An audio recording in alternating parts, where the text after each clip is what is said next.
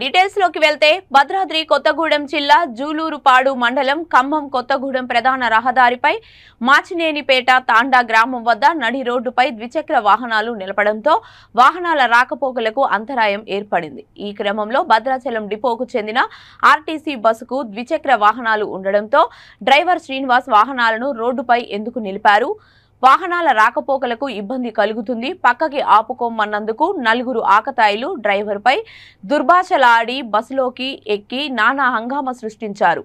అడ్డు వెళ్లిన ప్రయాణికులపై దుర్భాషలాడుతూ ఓ ప్రయాణికుడిపై దాడి చేసి చొక్కా చింపేశారు. అంతటితో ఆగకుండా బస్ అద్దాలను ధ్వంసం చేశారు. విషయం తెలుసుకున్న జూలూరుపాడు ఎస్ఐ జీవన్ రాజ్ సంఘటనా స్థలానికి చేరుకొని ఆకతాయిని అదుపులోకి తీసుకొని ద్విచక్ర వాహనాలను స్వాధీనం చేసుకొని స్టేషన్ కు తరలించి విచారణ చేపట్టారు.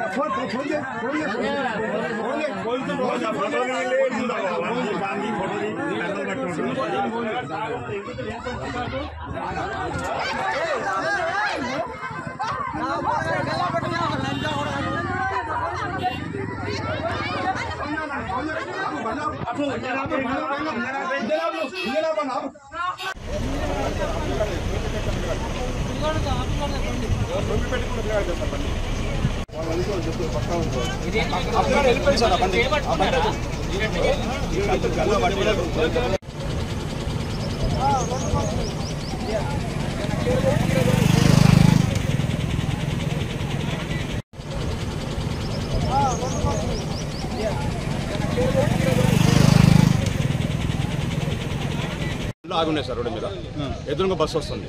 ఈ డ్రైవరు బస్సు వేసుకొని పక్కా జరగండి రా బాబు, రోడ్డు మీదకి ఎందుకు రా అన్నాడు. దానివల్ల నువ్వెవరు రా లంజ కొడక అంటున్నావు, దెంగారా రా నువ్వు అని చెప్పేసి అతను మీద కొట్టడానికి వస్తే ఇంకా అడ్డం పైన నన్ను కొట్టాను.